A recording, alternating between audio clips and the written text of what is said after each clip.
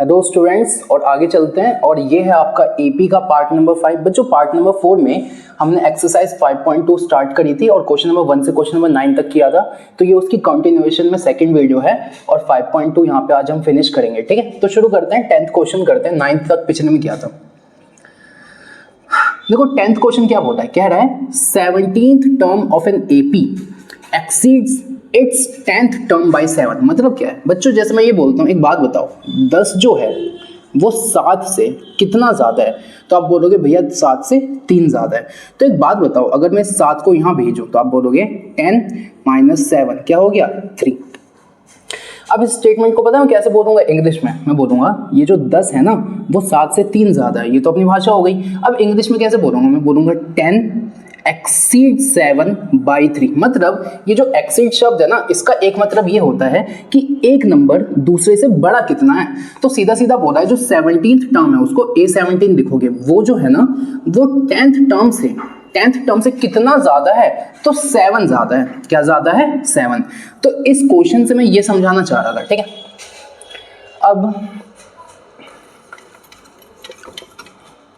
अब देखना, मैंने कहा जो 17th टर्म है वो 10th टर्म से कितना ज्यादा है भाई? 7। देखो क्या बोला है, 17th term of an AP exceed मतलब ज्यादा है 10th टर्म से कितना? 7। अच्छा, अब इसको इधर ले आओ तो A17 - A10 किसके बराबर है? 7 की। ठीक है बच्चों, अब देखो A17 को मैं ऐसे लिख सकता हूँ A प्लस 17 में से एक कम 16D माइनस A10 को कैसे लिखूंगा? A plus 9D। ये किसके बराबर है? 7 के। सही है। तो बच्चों अब देखना आप कैसे करेंगे। तो मैं कहता हूँ A प्लस 16D। अब ये माइनस इसके पास भी जाएगा और इसके, तो ये हो गया -A - 9D किसके बराबर है? 7। इससे ये कट गया, 16 में से 9 गए, क्या बचे? 7D = 7। इससे ये कटा, यानी D की वैल्यू कितनी आई? 1। और बच्चों हमसे क्वेश्चन में बोला है कि कॉमन डिफरेंस फाइंड करो। तो यहां से आप बोलोगे कॉमन डिफरेंस कितना आ गया?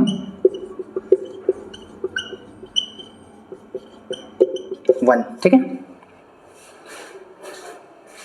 तो अगले क्वेश्चन पे चलते हैं। देखो 11th क्वेश्चन क्या बोल रहा है, एक एपी है, वो एपी क्या है? 3, 15, 27। ठीक है, ये एक एपी है। कह रहा है कि इस एपी में आपको एक टर्म ढूंढना है।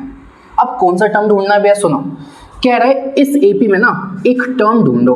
वो जो टर्म होगा ना वो 132 ज्यादा होगा इसी एपी के 54th टर्म से। क्या कह रहा है, इस एपी में कोई 54 टर्म होगा। ठीक है, और जो हमें टर्म ढूंढना है ना, मान लो हमें an ढूंढना है। हमें क्या ढूंढना है? an। ये जो टर्म होगा ना ये इस 54 वाले टर्म से ना 132 ज्यादा होगा। देखो क्वेश्चन में कहा है इस एपी में आपको एक टर्म ढूंढना है और ये जो टर्म होगा ना वो 132 ज्यादा होगा इस एपी के 54th टर्म से। ठीक है, अच्छा तो बच्चों करते हैं, हमें ये वाला टर्म ढूंढना है तो इसको एज इट इज रहने दो।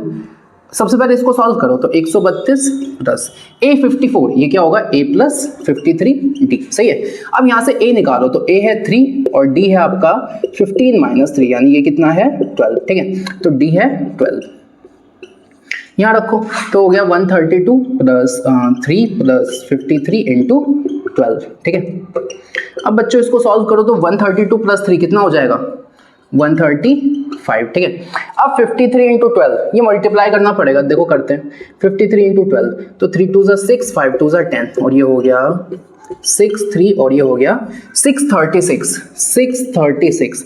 अब अगर हम इसको ऐड करें तो देखो 636 और 135 तो हो गया 6 5 11, 3 3 6 1 7 और ये हो गया 771। तो ये आ गया 771। ठीक है, तो बच्चों वो जो टर्म है ना, वो जो टर्म है उस टर्म की वैल्यू कितनी आ गई? 771। आप एक बार यहां तक नोट करो।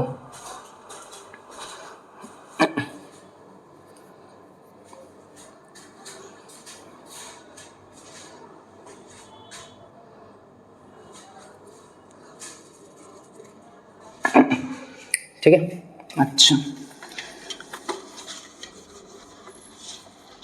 तो बच्चों जो हमारे पास वो टर्म आ गई, वो टर्म जो हमें फाइंड करनी थी वो टर्म कितनी है? 771। लेकिन बच्चों यहाँ पे ये क्वेश्चन खत्म नहीं होता, पता है क्यों? सुनो, क्वेश्चन में कहा है कौन सी टर्म। असल में इतनी भी कैलकुलेशन करके जो हमने निकाला है ना, ये एक टर्म है जो इस एपी में कहीं ना कहीं आएगी।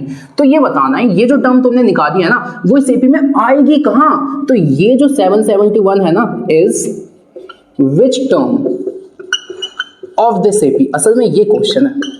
क्वेश्चन में दोबारा समझाता हूं। सबसे पहले क्या है, आपको ना एक टर्म निकालनी है जो कि इस एपी की 54th टर्म से ज्यादा है, 132 ज्यादा है। तो हमने 54 टर्म निकाला, उसमें 132 प्लस किया, तो वो वाली टर्म आ गई, यानी ये वाली टर्म आ गई जो कि है 771। अब कहा है ये जो भी टर्म आएगी ना वो इस एपी में कौन से नंबर पे आएगी, तो असल में n निकालना है। समझ आया?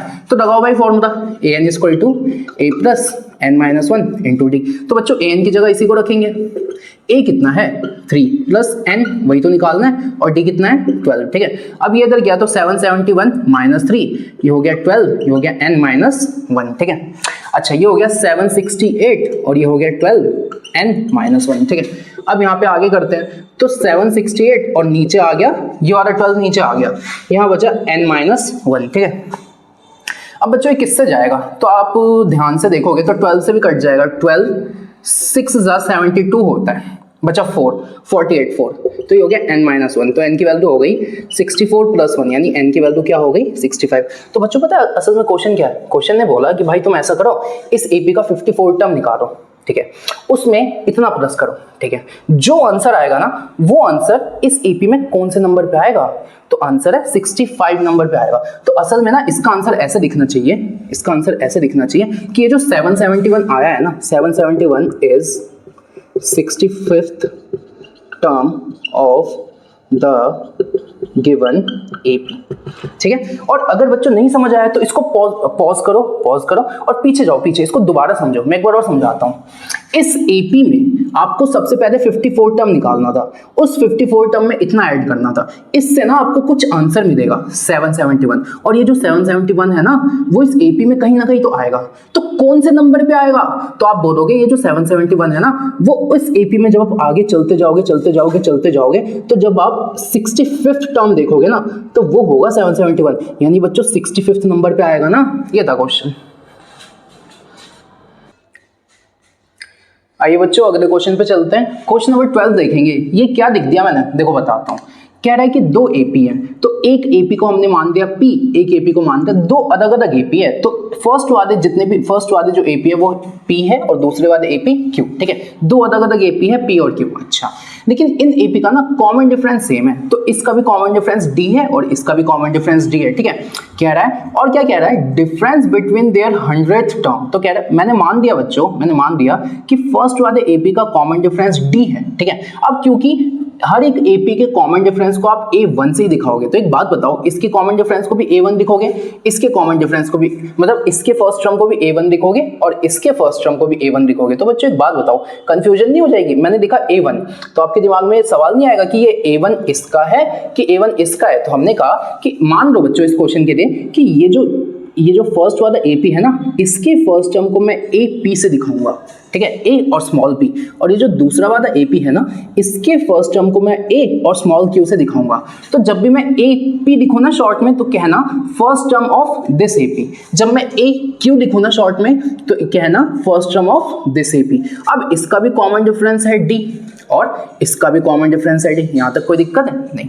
अच्छा, अब कह रहे गिवन क्या है, तो इस वाले एपी का 100th टर्म, तो ये जो पी वाला एपी है ना, इसका 100th टर्म, इसके 100 टर्म में से जब मैं क्यू वाले एपी का 100 टर्म माइनस करूंगा ना, तो मेरे पास 100 आएगा। देखो कहां दिखा है, difference between their 100th term, इसका 100 टर्म, इसका 100 टर्म, और दोनों को माइनस करो तो आंसर कितना आएगा 100।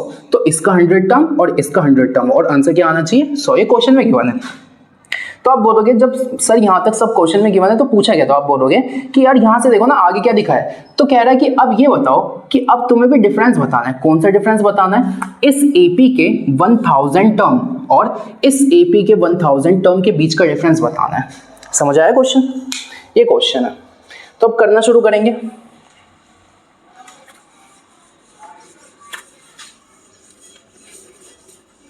तो ये नोट हो गया, नोट कर लो।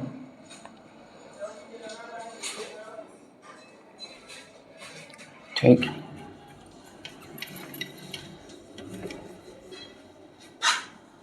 ठीक है बच्चों।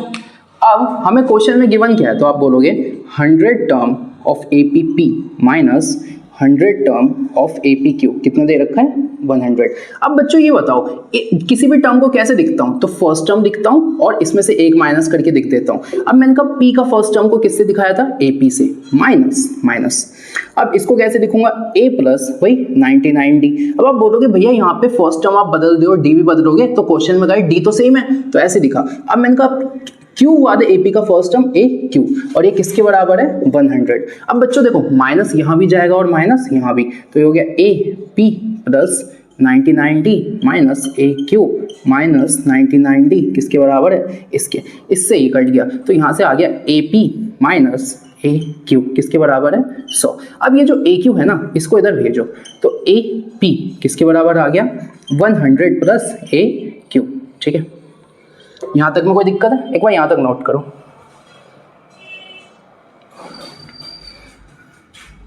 ठीक है, तो यहां से हमारे पास वैल्यू क्या आई है कि जो AP है ना वो 100 प्लस AQ है। ठीक है, अच्छा अब आगे चलते हैं। अब हमें ये क्यों चाहिए था अभी बताता हूं।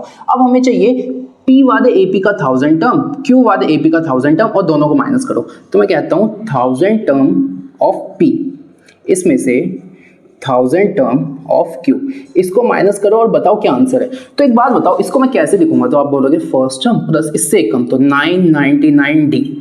अच्छा अब P का फर्स्ट टर्म है AP, याद है ना, अच्छा यहाँ फिर से फर्स्ट टर्म प्लस 999D।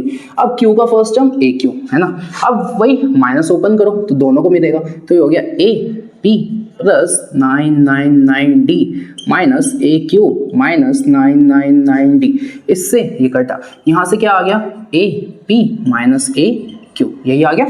अच्छा तो बच्चों ये वैल्यू किसकी निकाल रहे हैं हम, तो हमने कहा ये 1000 टर्म ही तो माइनस हो रहा है, तो मैंने कहा 1000 term of P minus 1000 term of Q, ये किसके बराबर आ रहा है, तो AP minus AQ, AP minus AQ। अब मैंने कहा AP और AQ में कुछ रिलेशन अपने को पता है क्या, तो ये वाला पता है, ये वाला पता है, तो AP को रख दो 100 प्लस AQ, AP को क्या रख दिया 100 प्लस AQ और इसमें से ये वाला AQ माइनस, तो आंसर क्या आ गया 100, आंसर क्या आ गया 100। तो बच्चों हमने कहा एक ऐसा AP जिसमें 100 टर्म का जो डिफरेंस है वो 100 है, उसमें जब हमने 1000 टर्म का डिफरेंस निकाला ना तो वो भी कितना आ गया 100। ठीक है, नेक्स्ट क्वेश्चन देखते हैं, क्वेश्चन नंबर 13 देखो क्या बोल रहा है, how many 3 digit number are divisible by 7। Question में कहा है सबसे पहले 3 डिजिट नंबर क्या होंगे, तो बच्चों 3 डिजिट नंबर वो नंबर होंगे जिनमें 3 डिजिट होंगे। फॉर एग्जांपल मैंने कहा 99, इसमें 2 ही डिजिट है, तो ये एक 2 डिजिट नंबर है।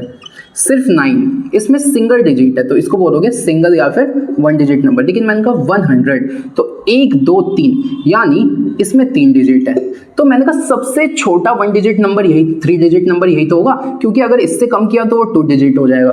तो मैंने कहा यानी आप बात कर रहे हो 100 की, और सबसे बड़ा 3 डिजिट नंबर होगा 999। पता है क्यों, क्योंकि बच्चों 999 के बाद आएगा 1000, क्या आएगा 1000। और ये बताओ इसमें कितने डिजिट हो गए 4, लेकिन मैं किसकी बात कर रहा हूँ 3 डिजिट की, यानी मैं कुछ इन नंबरों की बात कर रहा हूँ। ठीक है, अब कह रहा है कि ये जो 3 डिजिट नंबर है ना, तो एक बार दिखते हैं यहाँ पे, ये जो 3 डिजिट नंबर है यानी 100 से लेके 999 तक, इनमें से ऐसे नंबर्स निकालो जो कि 7 से डिवाइड होते हैं, जो कि किससे डिवाइड होते हैं 7 से। ठीक है, 7 से डिवाइड होते हैं। तो बच्चों एक बात बताओ, मैं कहता हूँ 7 से डिवाइड होने के, तो यार कैसे 7 से डिवाइड होंगे, कैसे ढूंढूंगा। तो एक बात बताओ मैं क्या करता हूँ कि एक बात बताओ 100 7 से डिवाइड होता है, नहीं होता। 101 नहीं होता, 102 नहीं होता, 103 नहीं होता, 104 नहीं होता, 105 को करके देखो, तो 105 को 7 1 7 3 5 5 35। इसका मतलब ये जो 105 नंबर है ना, ये जो 105 नंबर है ना, सबसे पहली बात ये एक 3 डिजिट नंबर है, दूसरा ये 7 से डिवाइड हो रहा है, यानी इस नंबर की बात हो रही है। अब इससे अगले नंबर पे जाना है तो अब कुछ नहीं करेंगे, इसमें 7 जोड़ते जाओ, अब 112 फिर 119 और ऐसे ऐसे ऐसे ऐसे चलता जाएगा। अब हमें सबसे आखिरी नंबर ढूंढना है जो 3 डिजिट भी हो, और 7 से डिवाइड भी हो। वो कैसे ढूंढेंगे, तो देखो हम कहते हैं 999 नहीं होगा, तो 999 से कम पे जाओ, 998 को करके देखो, 997 को देखो, 996 को देखो, 995 को देखो और 994 को देखो। तो जब आप देखोगे ना, तो आप देखोगे जो 994 है ना, ये 7 से डिवाइड हो जाता है। अब बच्चों ये देखो इसमें कितना टाइम लग रहा है, यानी बहुत ढूंढना पड़ेगा। तो ढूंढने का मेथड नंबर 1 ये था जिसमें आप हिट एंड ट्रायल करोगे। एक दूसरा मेथड बताता हूँ कि कैसे ढूंढोगे। जैसे मैंने कहा मुझे 999 के आसपास एक ऐसा नंबर चाहिए ना जो 7 से डिवाइड हो, तो मैं क्या करूंगा, इस 999 को ना इसी को 7 से डिवाइड कर दूंगा। तो मैंने कहा 7 1 7, 2 बचा, यहाँ आया 29। अब ये हो गया 7 4 28, एक बचा, यहाँ आ गया 9। फिर ये हो गया 7 2 14, यहाँ क्या बचा 5। अच्छा, इससे ये समझ आया बच्चों, ये वाला जो नंबर है ना ये 7 से डिवाइड हो जाता अगर ये 5 नहीं होता। सोचो मेरी बात सुनना, ये वाला नंबर इस 7 से डिवाइड हो जाता, लेकिन ये 5 रह गया तो ये तो दिक्कत कर रहा है ना। तो मैंने कहा अगर मैं इस 5 को इसमें से माइनस कर दूं तब ये पक्का 7 से डिवाइड हो जाएगा। तो मैंने कहा कि 999 में से जब मैंने 5 माइनस किया ना तो मेरे पास 994 आया, यानी ये एक ऐसा नंबर है जो 7 से डिवाइड हो जाएगा और ये 999 के पास भी है। तो ऐसे भी ढूंढ सकते हो, ठीक है, जैसे आपको समझ आए। अच्छा, अब मैं कहता हूं ये बन गई अपनी AP, first term, second term, और ये है अपनी लास्ट टर्म। अच्छा, अब कह रहा है हाउ मैनी, मतलब यहां से देखिए यहां तक कितने हैं, तो यानी आपसे n की वैल्यू पूछी है। तो बच्चों लगाओ formula, an equal to a plus n-1 into D. an कितना है लास्ट वाला 994, a कितना है 105 प्लस n नहीं पता, d कितना है। तो बच्चों हर बार साथ ही तो जोड़ रहे हो, ध्यान से देखो ना कितना जोड़ रहे हो भाई, 7 से डिवाइड होगा तो साथ साथ ही तो जोड़ेगा। d की वैल्यू 7, अब ये इधर चला गया तो 994 में से 105 माइनस होगा तो ये हो जाएगा n-1 इंटू 7, ठीक है। अब बच्चों 994 में से 105 माइनस करोगे तो कितना बचेगा, देखो यहाँ कर देता हूँ। 994 में से 105 माइनस करोगे तो 14 में से 5 गए बच गए 9, ये हो गया 8, और 9 में से ये हो गया 889, ठीक है, ये हो गया 889 और ये हो गया 7 इंटू n-1, ठीक है। अच्छा, अब यहाँ पे क्या लिखा हुआ है, यहाँ लिखा हुआ है 7 इंटू n-1 और ये कितना है 889। अब इसको इधर भेजो, n-1 किसके बराबर है 889 बाई 7 के। तो बच्चों देखो काटो, 7 1 7, यहाँ 1 गया, 7 2 14, यहाँ फिर हो गया 127, करके देख लेना, ठीक है। तो n हो गया 127 प्लस 1, तो n की वैल्यू 128। इसका मतलब पता है बच्चों क्या, इसका मतलब कि ना टोटल यहां से देखे मिट गया क्या, यहां से देखे यहां तक टोटल कितने डिजिट्स होंगे 128। मतलब हम ये कहेंगे कि ना अगर आप बात कर रहे हो 3 डिजिट नंबर जो कि 7 से डिवाइड होते हैं, मतलब ऐसे 3 डिजिट नंबर जो कि 3 डिजिट नंबर भी हैं 7 से डिवाइड भी होते हैं, वो कितने होंगे, तो वो होंगे 128, और यही पूछा था तो आंसर है 128।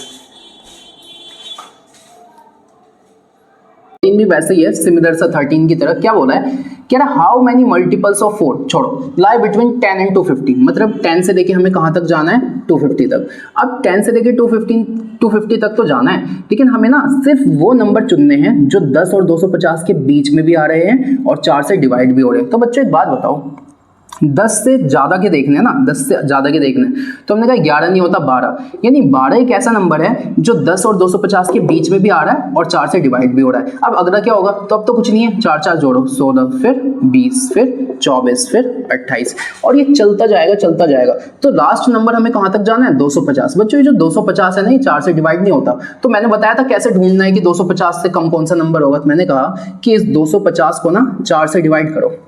अब मैंने कहा 4 6 होता है 24, ठीक है, यहाँ बचा 1, यहाँ आ गया 0, 4 2 हो गया 8, यहाँ बचा 2, सही है। मैंने कहा कि एक बात बताओ, जब मैंने इस 250 को 4 से डिवाइड किया ना, तो मेरे पास जो रिमाइंडर है वो 2 बच गया। इससे मुझे ये समझ आया कि ये जो 250 है ये 4 से डिवाइड हो जाता अगर ये 2 ना होता। तो ये जो 250 है ये 4 से डिवाइड हो जाता, बस ये 2 बीच में आ गया। तो ये 2 क्योंकि बीच में आ गया तो इस 2 को 250 में से कम कर दो। तो 250 में से 2 को कम किया तो कितना आया 248। यानी जो लास्ट नंबर हमें ढूंढना है ना, जो कि 250 और 10 के बीच में भी आ रहा है और 4 से डिवाइड भी हो रहा है, वो 248 है, ठीक है। अच्छा, अब करेंगे क्वेश्चन। तो बोला हाउ मैनी, यानी बच्चों फिर से नंबर ऑफ टर्म यानी n पूछा है, तो लगाओ भाई formula an equal to a plus n minus 1 into D. A n कितना है, तो लास्ट वाली टर्म कितनी है 248, ठीक है। a कितना है, तो a है 12 प्लस n ही तो पूछा है, और d कितनी है 4, इसमें से ये घटाओ 248 minus 12 equal to 4 into n minus 1। तो 8 में से 2 गए, बच गए 6, 4 में से 1 गए 236, और ये हो गया 4n माइनस 1, ठीक है। अब इसके आगे करते हैं, क्या लिखा हुआ है 4n माइनस 1 236, 4 को उधर भेजो, n minus 1 equal to 236 divided by 4, ठीक है। तो ये हो गया 4 5 20 और ये हो गया 9, तो n माइनस 1 हो गया 59, n हो गया बच्चों 59 प्लस 1 यानी 60, यानी n की वैल्यू क्या आ गई 60। इससे पता है क्या पता चला, इससे वैल्यू, इसका ये मतलब है कि 4 से डिवाइड होने वाले ऐसे नंबर्स जो कि 10 और 250 के बीच में आते हैं, जो कि ये नंबर्स हैं, ये वो नंबर्स हैं जो कि 4 से डिवाइड भी हो रहे हैं और 10 और 250 के बीच में भी आ रहे हैं। तो ये कितने नंबर हैं, तो ये टोटल 60 नंबर है। तो यही तो पूछा था हाउ मैनी, तो आंसर होगा 60, आंसर क्या होगा 60, ठीक है बच्चों। नेक्स्ट क्वेश्चन पे चलते हैं। नेक्स्ट क्वेश्चन देखना, क्वेश्चन नंबर 15 क्या बोल रहा है। क्वेश्चन नंबर 15 बोल रहा है व्हाट वैल्यू ऑफ n, छोड़ो यहाँ कह रहा है एक एपी ये है और एक एपी ये है। तो फर्स्ट एपी को यहाँ पे लिखते हैं, AP1 ये है 63 65 67 और ये चलता जा रहा है, ठीक है। और जो दूसरा एपी है ना वो है 3 10 17 और ये ऐसे ऐसे चलता जा रहा है, ठीक है। अब कह रहा है इस एपी का nth टर्म निकालो और इस AP का nth टर्म निकालो। तो इस AP का nth टर्म निकालेंगे an, क्या होगा a plus n minus 1 into D. तो बच्चों an निकालना है, a कितना है 63 प्लस n पता नहीं माइनस 1, d कितना होगा, तो भाई 65 माइनस 63, क्या कर रहा हूँ मैं भी आजकल, 63 माइनस, देख लो हो जाता है 65 माइनस 63 को 63 माइनस 65, कंट्रोल छोड़ो, 65 माइनस 63 क्या आ गया 2, तो d की वैल्यू 2, ठीक है। तो यहाँ से an आता है 63 प्लस 2n माइनस 1। अब बच्चों ये दो इसको भी मिलेगा और इसको भी, तो an की वैल्यू है 63 प्लस 2n माइनस 2, ठीक है। अच्छा, अब इस AP का an निकालो, तो इसका भी an का फॉर्मूला है a plus n minus 1 into D. an ये निकालना है, a कितना है 3 प्लस n माइनस 1, d कितना होगा भाई 10 में से 3 को माइनस करो तो 7, यही होगा। अच्छा, तो n होगा 3 प्लस 7n माइनस 1। अब ये इसको भी मिलेगा और इसको भी। जो मैथ्स है ना वो किसी के साथ भेदभाव नहीं करती, ये 7 इस पे जाएगा तो इस पे भी जाना ही पड़ेगा। ये हो गया 7n माइनस 7, ठीक है। अच्छा, इसको और सॉल्व करें क्या, तो बताओ भाई 3 में से 7 गया तो ये हो गया 7n माइनस 4। अच्छा, इसको भी सॉल्व कर देते हैं, और तो 63 में से 2 गया, क्या आ गया 61 प्लस 2n। तो एक बार आप यहां तक नोट करो,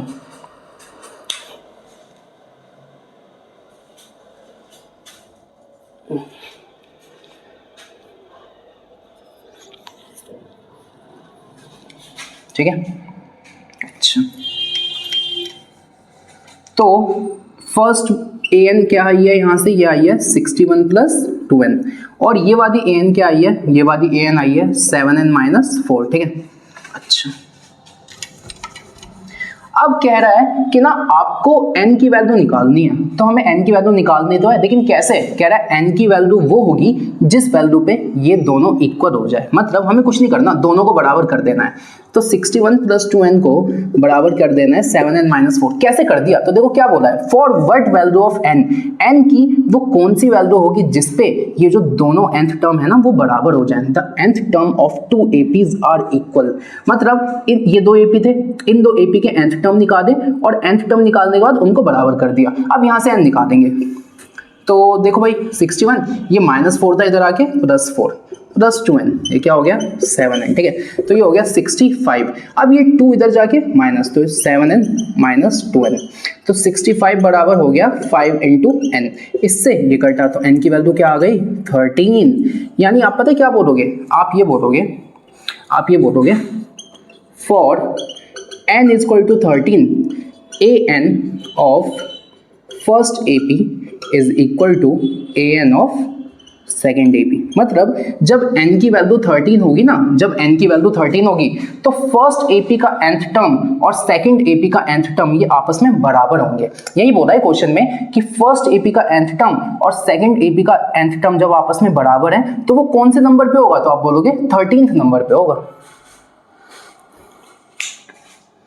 16th क्वेश्चन देखेंगे। 16th क्वेश्चन देखेंगे, कह रहा है कि डिटरमाइन द एपी फाइंड करो। एक ऐसा एपी फाइंड करो जिसका जो थर्ड टर्म है ना वो 16 है और जो सातवां टर्म है वो पांचवें टर्म से 12 ज्यादा है। मतलब क्या क्या गिवन है, गिवन लिखो सबसे पहले, आराम से, मैं हूं तुम्हारे साथ, आराम से पढ़ेंगे, डोंट वरी। तो सबसे पहले बोला थर्ड टर्म है 16। कोई पैनिक मत हो यार, मैथ्स जो होती है वो थोड़ा सा समझने का ही सब्जेक्ट है, आराम से हूँ, मैं आपके साथ हूँ, डोंट वरी।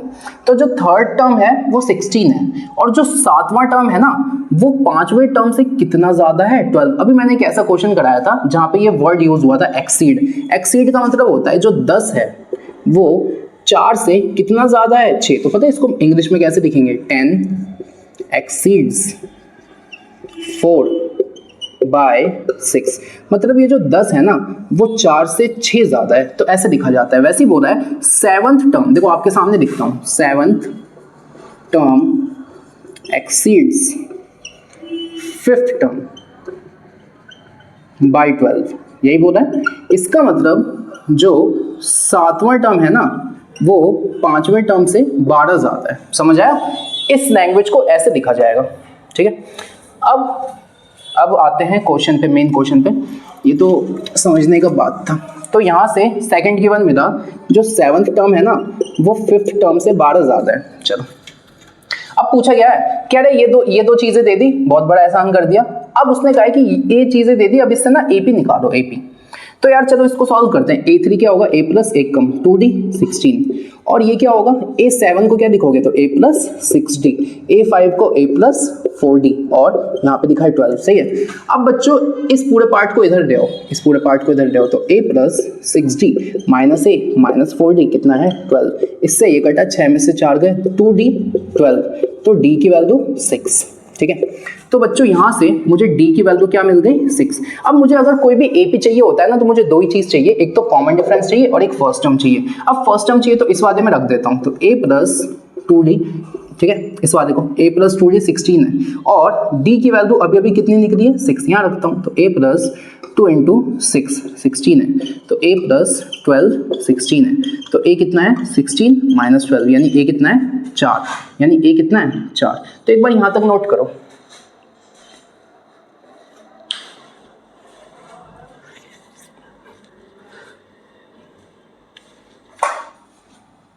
ठीक है।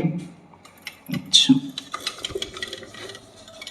बस बच्चों ये जितनी भी इंफॉर्मेशन थी ना वो ये दो चीजों के लिए चाहिए। कभी भी आपसे ना इंफॉर्मेशन दे और बोले एपी बताओ तो फोकस करो कि फर्स्ट टर्म निकाल दो और कॉमन डिफरेंस। तो फर्स्ट टर्म है अपने पास 4 और डी है अपने पास 6। अब बच्चों आपको पता है इससे एपी बनानी है, तो general form of an AP होता क्या है, जनरल फॉर्म दो तरीके से एपी लिख के दिखाता हूँ। ये है फर्स्ट टर्म, अभी सेकंड तरीके से भी लिख के दिखाऊंगा।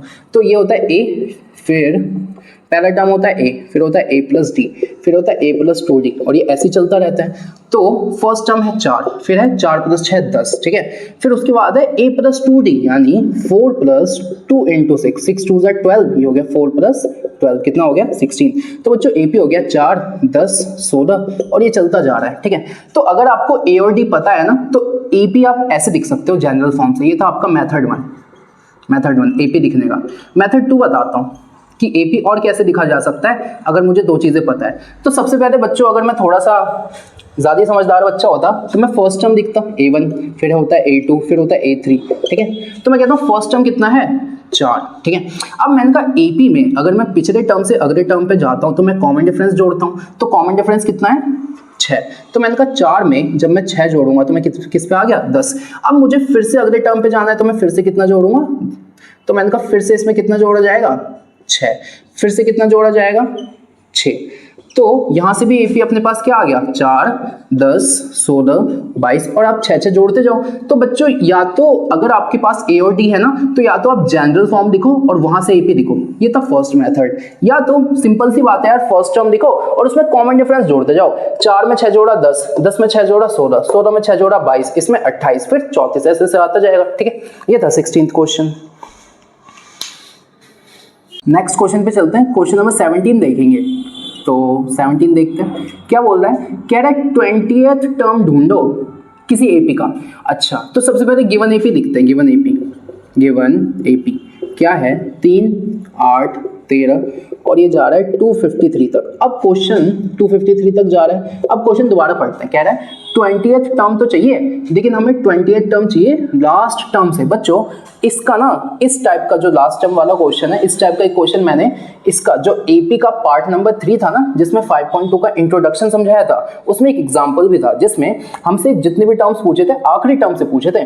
तो बच्चों मैंने 2 मेथड सिखाए थे, तो इंट्रोडक्शन वाली वीडियो अच्छे से देखना, ऐसे क्वेश्चन तो आप ऐसे ही कर दोगे, लेकिन मैं यहाँ पे भी बताता हूँ, लेकिन इंट्रोडक्शन देख लेना, ठीक है। अच्छा, उससे आपको क्लियरिटी होगी अच्छी सी। तो आपसे बोला है कि देखो बच्चों, मैंने कहा कि मुझे ना तीसरा टर्म बताओ। मैं आप छोड़ो क्वेश्चन छोड़ो, यहाँ पे आओ, मैं कहता हूँ तीसरा टर्म बताओ। तो आप बोलोगे भैया पहला, दूसरा, तीसरा। तो मैंने कहा जैसे ही मैंने तुमसे तीसरा टर्म पूछा ना, तुम्हारा ध्यान गया पहले पे, दूसरे पे, तीसरे पे, यानी तुम तीसरा टर्म तो गए लेकिन पहले की तरफ से गए ना। सोचो, तीसरे टर्म पे तो गए लेकिन पहले टर्म से गए ना भाई, पहले से तीसरे की तरफ गए। लेकिन क्वेश्चन ने कहा है कि आप पहले टर्म से मत देखो, आखिरी टर्म से देखो, आखिरी टर्म से पहले टर्म की तरफ आओ और यहां से मुझे टर्म बताओ। अब कह रहा है जो मुझे 20वां टर्म चाहिए ना, वो पहले टर्म से नहीं चाहिए, आखिरी टर्म से चाहिए। यानी जब मैं लास्ट टर्म से फर्स्ट टर्म की तरफ आ रहा था ना, तो जो 20वां टर्म होगा वो क्या होगा, वो पूछा है क्वेश्चन में। क्वेश्चन समझे? अच्छा, अब जरा ध्यान से देखना। तो मैं कहता हूं एक बात बताओ कि मुझे जो भी देखना है वो लास्ट टर्म से देखना है ना। तो बच्चों इसका एक मेथड होता है, कैसे करते हैं। तो मैं मेथड एक यहाँ सिखा रहा हूँ और 2 मैंने सिखाए हुए उसमें इंट्रोडक्शन में। तो बच्चों सबसे पहले जब भी लास्ट टर्म से पूछे ना, तो इस एपी को पलट के लिख दो। तो सबसे लास्ट में 250 लिखा है वो सबसे पहले, फिर डैश डैश डैश, फिर इस डायरेक्शन में जाना है अपने को। फिर इधर जा रहे तो सबसे पहले 13 आ रहा है, फिर 8 आ रहा है, फिर 3, 13, 8, 3। अब मैंने कहा बस हो गया क्वेश्चन सॉल्व। अब यहां से फर्स्ट टर्म आपको क्या मिला, तो भाई शुरुआत से देखो ना 253। अच्छा, अब मैंने कहा कॉमन डिफरेंस क्या होगा, तो कॉमन डिफरेंस होता है अगले टर्म में से पिछले टर्म को माइनस करो। तो जब मैंने 8 में से 13 को माइनस किया तो कितना आ गया, -5 आ गया। यानी कॉमन डिफरेंस कितना आ गया, -5। ठीक है, अब मुझे कौन सा टर्म चाहिए, मेरे को चाहिए 20 टर्म। तो n की वैल्यू हो गई 20 और मेरे से a20 पूछा है, तो चलो करते हैं। तो an होता है a plus n-1 into D. तो a20 पूछा है तो a प्लस 20-1 इंटू डी। तो a20 हो गया a प्लस 19 डी। अब a20 निकाल देते हैं, तो a की वैल्यू कितनी है, तो 253 प्लस 19 इंटू डी की वैल्यू कितनी है, -5। ठीक है, अब a20 अपने को चाहिए ना, तो ये हो गया 253। अब 19 5 जा कितना होता है बे, होता है 95। तो 253 में से 95 माइनस करो। अरे यार कितनी मेहनत है ना, बहुत मेहनत है, कोई नहीं। 13 में से 5 माइनस करोगे तो बच गया 8। अब ये हो गया 4 में से 14 में से 1 गया 1, 158 बचा। तो यहाँ पे हमने क्या लिख दिया, 158। यहाँ पता है क्या, जब आप इस आखिरी टर्म से पहले टर्म की तरफ गए ना, जब आप इस आखिरी टर्म से पहले टर्म की तरफ गए, तो जब आप 20वें नंबर पे पहुंचे, यानी इस वाले टर्म से जब आप आगे की तरफ गए, तो जब आप 20वें नंबर पे पहुंचे ना, तो उस 20वें नंबर पे जो नंबर आया है वो है 158 और यही आपसे क्वेश्चन में पूछा है। ठीक है, नंबर 18 देखेंगे। क्वेश्चन नंबर 18 क्या बोल रहा है, क्वेश्चन नंबर 18 बोल रहा है कि कोई एपी है, उस एपी का चौथा टर्म और उस एपी का 8वां टर्म, जब मैंने उन दोनों को जोड़ दिया ना, तो मेरे पास आ गया 24। ठीक है, और इसी एपी का छठा टर्म और 10वां टर्म, जब इन दोनों को जोड़ दिया तो मेरे पास आ गया 44। ठीक है। तो ये दो इक्वेशन बनी है। अब कह रहा है कि ना आप इस एपी के शुरुआत के 3 टर्म बताओ, यानी फर्स्ट टर्म बताओ, सेकंड टर्म बताओ और थर्ड टर्म बताओ, ये कह रहा है क्वेश्चन। अच्छा, अब मैं कह रहा हूं अगर मुझे इस एपी के 3 टर्म बताने, इसका मतलब मुझे वो एपी दिख के दिखानी है, और एपी दिख के दिखाने के लिए मेरे पास दो चीजें होना चाहिए, मेरे पास ए होना चाहिए, मेरे पास डी होना चाहिए। तो बच्चों इस इंफॉर्मेशन से मेरा मेन ऑब्जेक्टिव पता है क्या है, कि कुछ भी करो ए और डी निकालो। तो देखो यहां तक समझ गए। अच्छा, तो इसे मैं ऊपर लिख देता हूं क्योंकि जगह चाहिए। तो क्या लिखा है, A4 प्लस A8 कितना है 24, और A6 प्लस A10 कितना है 44। अब देखना अब कैसे करेंगे। तो अब बच्चों एक लाइन बनाते हैं, पहले इस वाले को दिखते हैं। तो A4 प्लस A8 24। बच्चों देखो यहां से तो इतना आप भी समझ पा रहे होगे कि दो इक्वेशन बनेगी तो कुछ सॉल्व होगा लीनियर इक्वेशन टाइप। तो A4 को क्या लिखा जाएगा, A प्लस 3D। अच्छा, और इसको A प्लस 7D। देखो A लिखो और इस नंबर से एक कम लिखो, और यहाँ आ गया 24। अब A और A क्या हो गया, 2A प्लस 3 और 7 10G किसके बराबर है 24 के। यहाँ से 2 कॉमन लो, ये हो गया A प्लस 5D, और इसको मैं लिख सकता हूँ 2 इंटू 12, इससे ये कटा। तो A प्लस 5D किसके बराबर है 12 के। ये है इक्वेशन नंबर 1। अब इस वाले को यहाँ लिखो, तो ये दिखा है A6 प्लस A10 कितना है 44। A6 को क्या दिखा, A प्लस 5D। अच्छा, और इसको दिखा A प्लस 9D किसके बराबर है 44। A और A 2A, और 9 और 5 14, ये 44। यहाँ से 2 कॉमन दिया तो ये हो गया A प्लस 7D, और इसको दिखा 2 इंटू 22, इससे ये कटा। तो A प्लस 7D कितना हो गया 22। ये हो गया इक्वेशन नंबर 2। अब इन्हें सॉल्व करेंगे और A और D निकालेंगे। तो आप यहाँ तक नोट करो,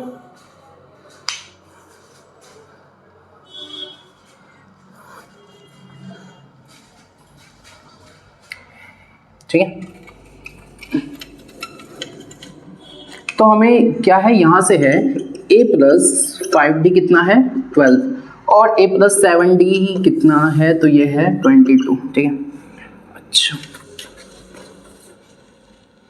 22। अब इसे सॉल्व करेंगे। तो देखो बच्चों कैसे सॉल्व करेंगे, first equation second equation, elimination method लगाएंगे। तो ये माइनस माइनस और माइनस ये कट गया, ये हो गया माइनस 2D है ना, और ये हो गया -10, माइनस से माइनस कटा, इससे ये कटा, D की वैल्यू क्या आ गई 5। अब बच्चों D की वैल्यू 5 आ गई। अब फर्स्ट इक्वेशन उठा लो, वैसे तो कोई भी उठा सकते हो, फर्स्ट उठा लो। तो A प्लस 5D किसके बराबर है 12 के, जिसमें D कितना है 5। तो A प्लस 5 इंटू डी की वैल्यू है 5, ये है 12 के। तो A प्लस 25 12 के बराबर है, तो A हो गया -13। देखो ये इधर चला गया, तो 12 में से 25 माइनस हुआ तो -13। तो A है -13 और D है 5। अब मुझे 3 टर्म लिख के दिखाने, तो कैसे लिखूंगा, A1 A2 A3, यही बताने। पहला टर्म तो -13 खुद हो गया क्योंकि फर्स्ट टर्म है। अच्छा, फिर अब मुझे फर्स्ट टर्म से सेकंड टर्म पे जाना है, तो मैं कॉमन डिफरेंस ऐड करता हूं। तो इस -13 में मैंने 5 जोड़ दिया, तो -13 में 5 जोड़ोगे तो आएगा -8। अब इससे फिर आगे जाना है, तो फिर कितना जोड़ोगे 5 आएगा -3। तो वो 3 टर्म हो गए -13 -8 और -3, ठीक है। 19th क्वेश्चन देखो बच्चों, 19th क्वेश्चन क्या बोल रहा है। 19th क्वेश्चन में कह रहा है सुब्बा राव जो है उसने अपना वर्क स्टार्ट किया था 1995 में, ठीक है। अच्छा, अब कह रहा है एनुअल सैलरी, तो उसको कितने रुपए में बात करिए कि भाई 5000 रुपए देंगे हम। अच्छा, और received an increment of 200 each year, मतलब 1995 के बाद 1996, फिर 1997, 1998, ठीक है, और ऐसे ऐसे चलता जाएगा। अब कह रहा है कि 5000 में देंगे 1995 में, जब तुम अगले साल जाओगे ना तो तुम्हारे 200 रुपये बढ़ा दिए जाएंगे, तो अब हो जाएगा 5200। जब तुम नेक्स्ट ईयर जाओगे ना फिर से तुम्हारे 200 रुपये बढ़ा दिए जाएंगे, अब हो जाएगा 5400। जब तुम नेक्स्ट ईयर जाओगे ना फिर से तुम्हारे 200 रुपये बढ़ा दिए जाएंगे और अब हो जाएगा 5600, और ये ऐसे ही चलता रहेगा, ठीक है। ठीक है, कह रहा है अब 5000 से तुमने शुरुआत की और ये धीरे धीरे बढ़ रहा है, तो वो कौन सा साल होगा जब तुम्हारी जो इनकम है वो 7000 हो जाएगी। तो देखो हमने कहा 5000 था, फिर हो गया 5200, फिर हो गया 5400, और हमें कहाँ तक जाना है, तो हमें इनकम चाहिए 7000, ठीक है। तो ये हो गया फर्स्ट टर्म, A1 कितना हो गया 5000, ठीक है। अब कहाँ तक गए लास्ट टर्म, तो इसको यहाँ पे AN रखो, तो AN कितना हो गया 7,000 और हर साल 200 रुपये बढ़ रहे हैं ना, तो जो कॉमन डिफरेंस हो गया वो कितना हो गया 200 हो गया क्या। अच्छा अब कह रहा है कि भाई ये बताओ कौन से साल हो जाएगी, तो असल में बच्चों वो n पूछा है। आपको कैसे पता है n पूछा है, तो देखो ना यार, मैंने कहा 1995 में ये था, 6 में ये था, 7 में ये था, 8 में ये था, तो जब वो 7,000 हो जाएगा तो कौन से साल में होगा, तो नंबर ही तो पूछा है। तो लगाओ भाई formula an equal to a plus n minus 1 into D. अब a n कितना है, तो a n है 7,000, a कितना है 5,000 प्लस n वही तो पूछा है -1 और d कितना है 200, d कितना है 200। अब ये इधर गया 7 में से 5 गए, क्या बचा 2,000 और ये हो गया 200 n -1। अब ये 2 0 से ये 2 0 कटे, इससे ये कटा, ये आया 10 इक्वल टू n -1। ठीक है, अब यहाँ से इसको मैं आगे सॉल्व करूँ तो n -1 अगर 10 है तो n कितना होगा 10 प्लस 1 यानी n हो गया 11। तो 11वें साल जो है ना, मतलब जब उसने काम किया उससे 11वें साल उसकी जो इनकम है वो 7 हो गई। तो एक बात बताओ, उसने काम कब शुरू किया 1995 और उसके 11वें साल, तो इसमें कितना जोड़ दो 11, तो 6 7, तो 1976 वो ईयर था जब उस बंदे की जो इनकम है ना वो कितनी हो गई 7,000। ठीक है, तो बच्चों आगे चलेंगे, क्वेश्चन नंबर 20 देखेंगे। क्वेश्चन नंबर 20 में बोला है कि रामकदी जो है ना वो 5 रुपए बचाती है। देखो फिर से मैं नाम की बात कर रहा था ना नाम है अच्छे हैं। जो रामकदी है वो 5 रुपए बचाती है पहले हफ्ते। कोई एक ईयर है, जैसे मैंने कहा 2024, तो मैंने कहा 2024 का पहला हफ्ता क्या होगा, तो भाई पहला हफ्ता क्या होगा, तो वही होगा 1 से 7 तारीख तक जनवरी के। तो मैं कहता हूँ किसी भी महीने के, मतलब एक साल शुरू हुआ तो उस साल के पहले हफ्ते जो रामकदी है ना उसने 5 रुपए बचाए। ठीक है, और फिर ये हो गया फर्स्ट वीक, अब जब हम सेकंड वीक पे गए ना, जब मैं दूसरे हफ्ते पे गया तो मैंने क्या नोटिस किया कि जो रामकदी है ना उसने अपनी जो सेविंग है ना उसको 1.75 से बढ़ा दिया। जो उसकी वीकली सेविंग है उसको वो हर बार 1.75 से बढ़ा देती है। तो अब जो अगली सेविंग होगी वो कितनी ज़्यादा होगी 1.75, ये हो गई 6.75। ठीक है, जब मैं थर्ड वीक पे गया ना, थर्ड वीक, तो मैंने कहा जो तीसरा हफ्ता है, तो मैंने नोटिस किया तीसरे हफ्ते में फिर उसने कितना बढ़ा दिया, तो फिर उसने बढ़ा दिया 1.75। ठीक है, तो ये हो गया 6.75 और ये हो गया 1.75, ये हो गया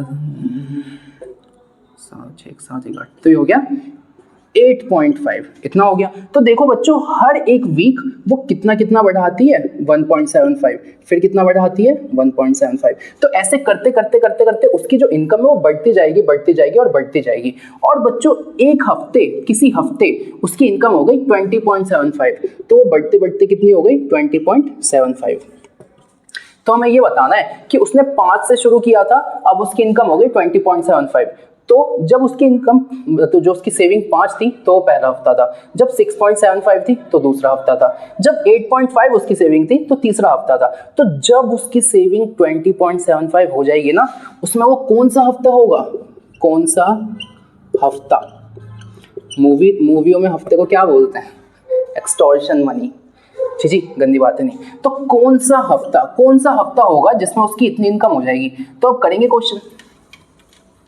तो AP क्या है, AP है 5, फिर है 6.75, फिर है 8.5 और ये चलता जा रहा है। तो मैंने कहा फर्स्ट टर्म 5, कॉमन डिफरेंस भाई कितना जोड़ रहे हो 1.75, और हमने कहा हमें कहाँ तक जाना है 20.75, तो जहाँ तक जाना होता है उसको AN बोला जाता है ना बच्चों। तो ये हो गया 20.75, और ये कौन से नंबर पे होगा भाई, ये जो है ये किस हफ्ते में होगा, तो किस नंबर पे होगा, तो यानी N ही तो पूछा गया है। रखो AN equal to A plus N minus 1 into D. AN कितना है 20.75, A कितना है, A है 5 भाई, N अरे भाई यही तो पूछा है, और D कितना है 1.75। अब इसको इधर भेजो, तो 20.75 में से 5 गया तो ये हो गया 1.75 और ये हो गया N माइनस 1, यही हो गया। अब 20.75 में से 5 गए तो बच्चे 15.75, और यहाँ है 1.75 और ये है N माइनस 1। ठीक है, अच्छा अब इसके आगे देखना, इसके आगे क्या किया, इसके आगे यहाँ करता हूँ, तो यहाँ दिखा है 15.75 और यहाँ दिखा है 1.75 और यहाँ देखा n-1, तो n-1 क्या हो गया, तो ये हो गया 15.75 और ये नीचे आ गया इसके 1.75। अब यहाँ से ये हटा दिया। अब आप बोलोगे भैया ये पॉइंट कहाँ गया, तो पॉइंट गया अपने मामा के घर। देखो कैसे, मैंने कहा पॉइंट के बाद यहाँ पे भी 2 डिजिट थे, यहाँ पे भी 2, तो पॉइंट से पॉइंट कट गया, तो n-1 हो गया 1575 और ये हो गया 175। जब आप बच्चों इसको काटोगे ना तो ये 9 टाइम्स में कटेगा, काट के देख लेना। तो जो n-1 है वो 9 है, तो n की वैल्यू क्या आ गई, 9 + 1, तो n की वैल्यू क्या आ गई, 10। इसका मतलब पता है क्या, जब उसकी इनकम 20.75 होगी ना, तो वो कौन सा हफ्ता चल रहा होगा, वो 10वां हफ्ता चल रहा होगा। तो आंसर है 10th वीक। यही पूछा था ना कौन सा हफ्ता, तो बोलोगे भाई 10th वीक। ठीक है बच्चों, यहाँ पे 5.2 के सॉल्यूशंस खत्म होते हैं। जो नेक्स्ट वीडियो होगी एपी की पार्ट नंबर 6, उसमें 5.3 का इंट्रोडक्शन लेके आएंगे। ठीक है, तब तक के लिए पढ़ाई करते रहिए। All the best.